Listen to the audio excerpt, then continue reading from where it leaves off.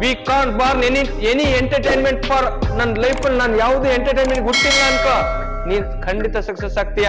ಎಲ್ಲದನ್ನು ಸೈಡಿಗಿಡು, ನಿನ್ನ ಗುರಿ ಒಂದೇ ನಿನ್ ಕಣ್ ಮುಂದೆ ಕಾಣಬೇಕ.